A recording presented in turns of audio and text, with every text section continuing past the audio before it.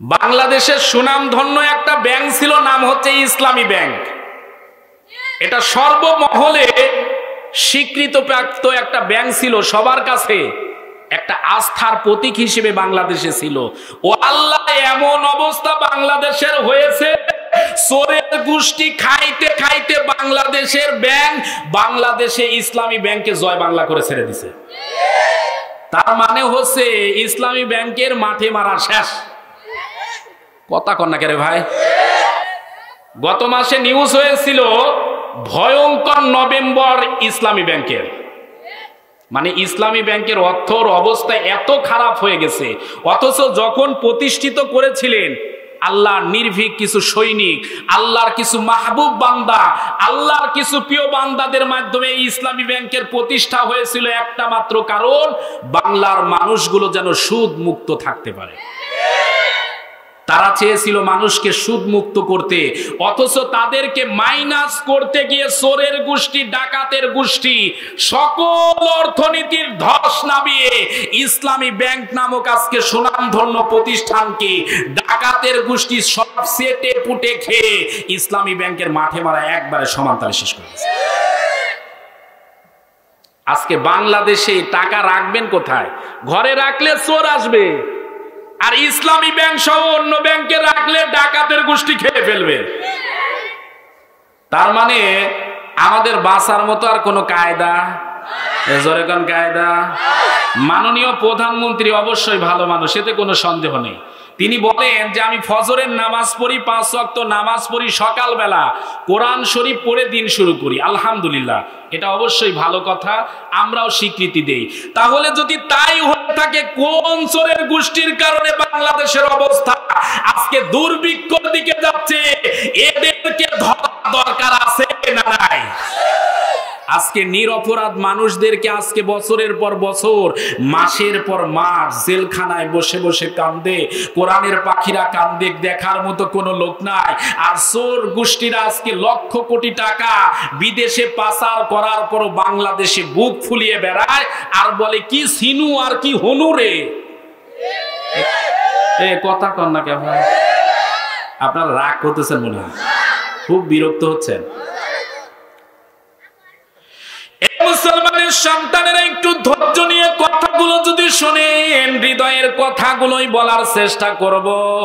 এই পৃথিবীর জমিনের অবস্থা কিন্তু ভালো না। দুর্নীতির কারণে বাংলাদেশের অবস্থা কি বর্তমানে ভালো না খারাপ? মারাত্মক খারাপ হয়ে যাচ্ছে। অর্থনীতি আজকে অর্থনীতির স্বরেও পর্যন্ত খুঁজে পাওয়া যাচ্ছে না। তার মানে আজকে গরিবেরা যেমন বিপদে আছে, ধনীরাও কিন্তু আতঙ্কের মধ্যে আছে। না জানি কোন সময় কি হয়ে যায়, এইটাই সকলের ভাবনা। আল্লাহ পাক রব্বুল আলামিন ডাক দিয়ে বলে, বান্দারে, এই পৃথিবীর জমিনে মুমিন বান্দা যারা বলে দাবি করবে, এদের প্রতি আমি আল্লাহ 4 দফা কাজ করেছি। নামাজ প্রতিষ্ঠার কাজ করবে, যাকাত ভিত্তিক অর্থনীতি ব্যবস্থা চালু করবে, অন্যায়কে বাধা দিবে, সৎ কাজের আদেশ দিবে।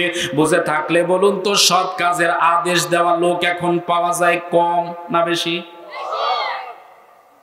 নামাজ পড়লে আপনারে কেউ বাধা দিবে না। হিন্দুর বাড়িতে গিয়ে যদি বলেন, দিদি আমি এসেছি, নামাজ পড়ার মতো জায়গা পাচ্ছেন, একটু নামাজ পড়ার ব্যবস্থা করে দেন, অনেক হিন্দু আছে দেখবেন বলবে, ঠিক আছে ভাই আপনি এখানে নামাজ পড়েন, সমস্যা নাই। এমনকি যদি আপনি হিন্দু প্রদেশ অনুযায়ী যদি জায়গায় চলে যান, আপনি যদি বলেন, দিদি আমি সারাদিন রোজা রেখেছি, ইফতারি করব, পানি পাচ্ছি না, খাবার পাচ্ছি না, 1 গ্লাস পানি দিলে ইফতারি করব, হিন্দু পর্যন্ত দিবে। এমনকি থানার ভিতরে গিয়ে যদি বলেন, স্যার সারাদিন রোজা ছিলাম, ইফতারি করা দরকার, থানার ওসি, টিওনো, দায়িত্বশীল যারা আছে তারা বলবে, আপনি বসেন, আপনার জন্য ইফতারি নিয়ে আসতেছি। দেখবেন ইফতারি নিয়ে এসে আপনার ইফতারি করাবে, কোনো অসুবিধা নাই। কিন্তু আল্লাহর জমিনে দাঁড়িয়ে যদি একটা বারের জন্য বলে, এই পৃথিবীর জমিনে কারো আইন মানি না, একমাত্র আল্লাহর আইন চাই, সমাজ রাষ্ট্রে কোরআনের শাসন চাই, ওই সময় দেখবেন আপনার জন্য ঘরে থাকা মুশকিল হয়ে যাবে। তখন আর ঘরে থাকা যাবে না। এরে মুমিন মুসলমানের সন্তানেরা আজকে কষ্ট নিয়ে কথাগুলো বলতেছে। আজকে পরিবেশ পরিস্থিতি কঠিন হয়ে যাচ্ছে। যারা কোরআনের কথাগুলো বলে দিন যত যাচ্ছে তাদের উপরে জুলুম নির্যাতনের স্টিম রোলার চালানো হচ্ছে কম না বেশি? কোরআনের কথা যারা বলে যায় আজ তাদের দমাতে কত ফন্দি, কাউকে ধরে নিয়ে দিচ্ছে ফাঁসি, কাউকে রেখেছে আজ বন্দি।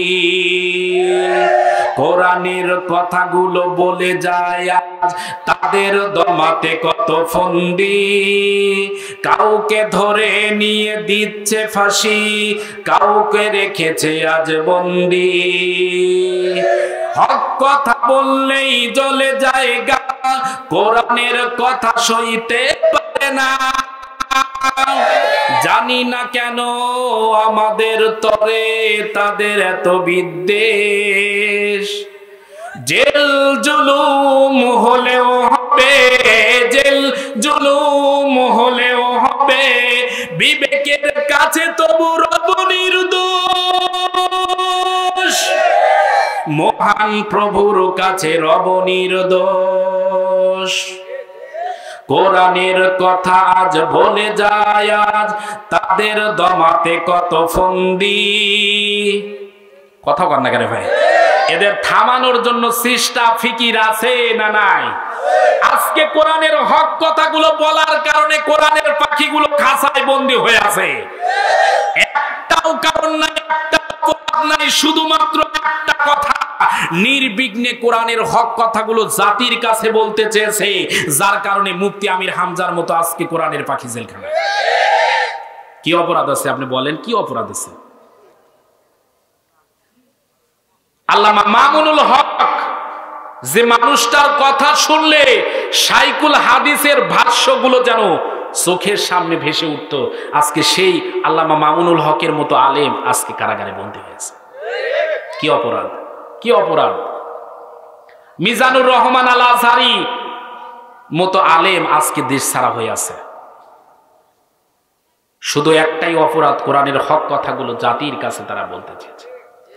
কোরআনের পাখি দীর্ঘ 40টা বছর কোরআনের কথা বলার পরও আজকে নিরপরাধ মানুষ হওয়ার কারণে আজকে ধর্ষণের মামলায়, ঘর পুরানোর মামলায় অপরাধ দিয়ে ডুলি ডুলি বানিয়ে আজকে তাকে একেবারে যাবজ্জীবনের আসামি করে জেলখানায় ভরে রাখা হয়েছে। কোরআনের পাখি যে এত বড় অপরাধ করেছে, আমার মনে হয় শয়তানও ওই দিন শুনে হেসেছে আর বলেছে, আল্লাহ আমিও মিথ্যা বলি কিন্তু এদের মতো এই রকম টাটকা মিথ্যা বলি না। আজকে চিন্তা করা দরকার। শীত, এই যে শীত যাচ্ছে, আপনাদের ঠান্ডা লেগেছে, আপনারা কেউ জাম্পার পরেছেন, কেউ চাদর পরেছেন, কেউ মাফলাল পরেছেন, পরে বসে আছেন। কোরআনের পাখি 50টা বছর কোরআনের মাহফিলে কথা বলল। এই মানুষটা যদি হক কথাগুলো গোপন করে চলতো, একটু আধটু কথাগুলো যদি গোপন করে রাখতো, আল্লাহর কসম কোরআনের পাখির জেলখানায় যাওয়া তো দূরের কথা, সোনা দিয়ে যদি বাড়ি বানাতে চাইতো বাংলার জমিনে তার বাড়ি বানানোর অভাব হতো না। আজকে আমরা তো অনেক আলেমকে দেখি, আলেম বলে দাবি করে, তারা দেখবেন হেলিকপ্টার নিয়ে আসে, হেলিকপ্টার দিয়েই চলে যায়, আবার পকেট ভরে টাকাও নেয়, সব নেয়, ঠিক আছে, কিন্তু তাদের মাহফিলে কোনো বাধা নাই, জারিও নাই। কিন্তু কোরআনের হক কথা বলে এক শ্রেণীর আলেম আছে, স্টেজ থেকে পর্যন্ত রাখতে পারে না। ঝামেলা আছে না নাই? কি বলবেন? একই কোরআনের কথা একজন বলার কারণে বিপদের মধ্যে পড়ে যায়, আর একজন আরামী দোলা ভাইয়ের মতো থাকে। আল্লাহ নবীজি বলেছেন, আদ-দুনিয়া সিজনুল মুমিনিনা ওয়া জান্নাতুল কাফিরিন। আল্লাহ নবীজি বলেছেন, মুমিনদের জন্য দুনিয়াটা হবে জেলখানা, আর কাফের বেঈমানদের জন্য দুনিয়াটা হবে জান্নাতের মতো। ওরে মুমিন মুসলমানের সন্তানেরা, বোঝাবার সুবিধার্থে বলতেছি, একজন মুমিনদের জন্য দুনিয়াটা জেলখানা, আর কাফেরের জন্য কিন্তু এই দুনিয়াটা জান্নাতের মতো। আপনি যেমন জেলখানায় গেলে যেখানে যাইতে চান যাইতে পারবেন না, যেটা খেতে চান খাইতে পারবেন। কি আপনাদের মনোযোগ নাই? জেলখানায় গেলে যেখানে ইচ্ছা যাওয়া যাবে, যা ইচ্ছা কি খাওয়া যাবে। তার মানে এই পৃথিবীর জমিনে যারা মুমিন বলে দাবি করবে তারাও যেখানে ইচ্ছা যাইতে পারবে না, যেখানে ইচ্ছা যে যা খাইতে চাবে খাইতে পারবে না। একটা নিয়ম নীতি শৃঙ্খলা আছে না নাই? ওরে মুমিন মুসলমানের সন্তানেরা বুঝে থাকলে বলুন তো, এই পৃথিবীর জমিনে মুমিন বান্দা যারা আছে তারা কষ্ট স্বীকার করে আল্লাহর জান্নাত পাওয়ার জন্য সিদ্ধান্ত নেয়।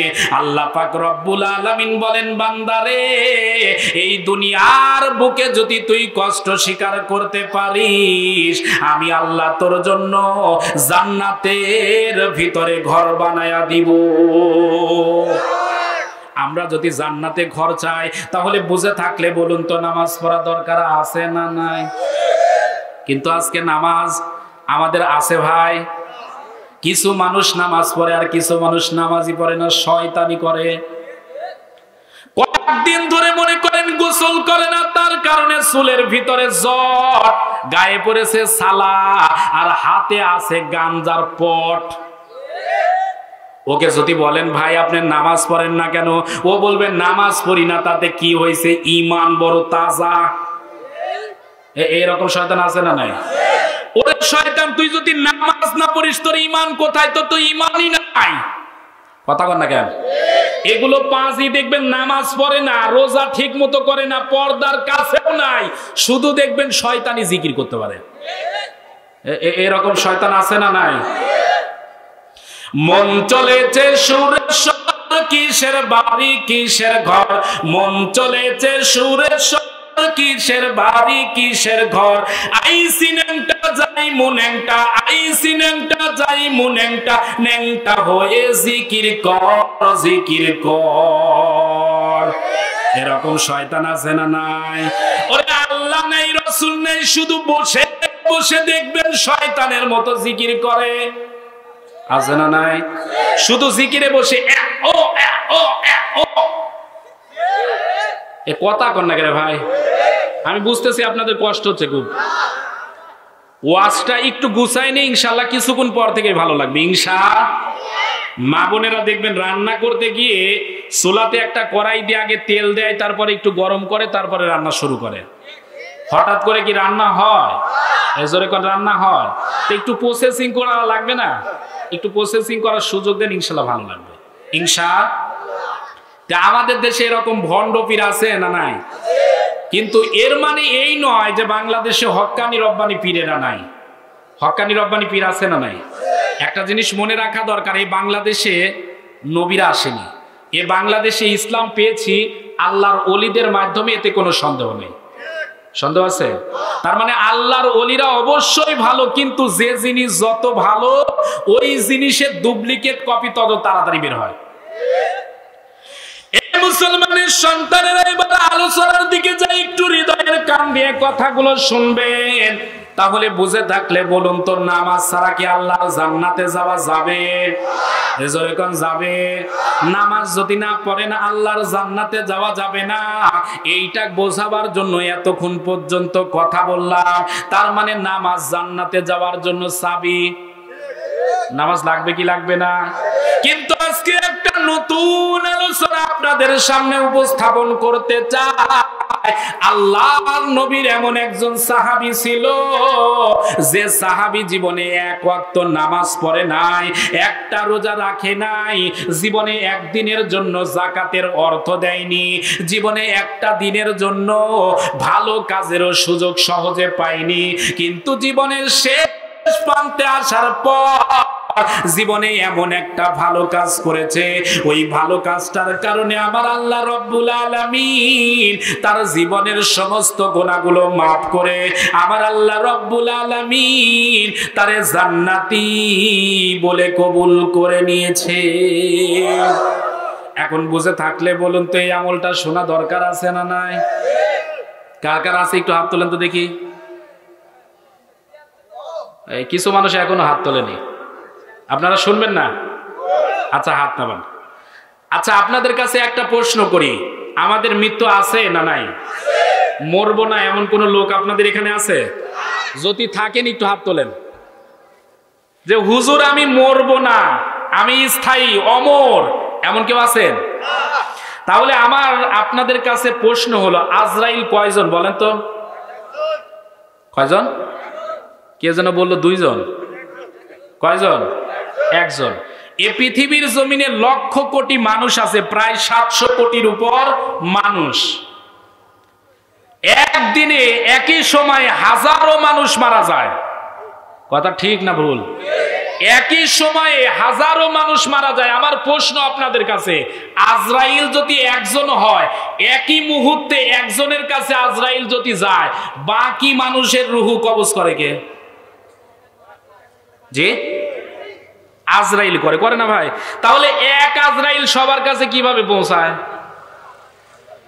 না না, আন্দাজে বলা যাবে না। যদি জানেন তাহলে বলেন জানি, না জানলে বলেন জানি না। জানেন? জানেন। তাহলে একই মুহূর্তে আজরাইল সবার ঘরে কিভাবে পৌঁছায়, এটা জানা দরকার আছে না নাই? আপনাদের যদি ধৈর্য থাকে এটা ইনশাআল্লাহ বলবো, যে একই সময় আজরাইল একজন হওয়ার পরও সবার ঘরে ঘরে যারা যারা মারা যাবে একই মুহূর্তে উপস্থিত হয় কিভাবে, জানা দরকার আছে না নাই? তাহলে ধৈর্য নিয়ে একটু বসা দরকার আছে না নাই? এখন 10:30 বাজতেছে, 1 ঘন্টা যদি আলোচনা করি থাকবেন তো ভাই? কিন্তু ওঠাউঠি কেমন যেন একটু বেশি হচ্ছে আজকে। কি আপনারা কি আমার উপর বিরক্ত হচ্ছেন নাকি ভাই? মনে হচ্ছে রাগ করেছেন আজকে। তো এই ওঠাউঠির কারণ কি? ওঠাউঠি না করেন, একটু বসেন। এ মুসলমানের সন্তানের কথাগুলো হৃদয়ের কান দিয়ে শুনুন। এই পৃথিবীর জমিনে নামাজ না পড়লে আল্লাহর জান্নাতে যাওয়া যাবে না, এইটা আপনিও যেমন জানেন আমিও তেমনি জানি। কিন্তু আল্লাহর রাসূলের একজন সাহাবী ছিল, যে সাহাবী এমন একটা আমল করেছে, ওই একটা আমলের কারণে নামাজ না পড়ার পর আল্লাহর জান্নাতে যাবে। সুবহানাল্লাহ বলবেন না? নবী আমার উহুদের ময়দানে যখন যাবে, উহুদের ময়দানে যাওয়ার আগের দিন ফজরের নামাজের সময় নবী আমার যখন মসজিদে নববীতে আসছে, আসার পর দেখতেছে ওমর বসে আছে, উসমান জিন্নুরাইন বসে আছে, আবু বকর বসে আছে।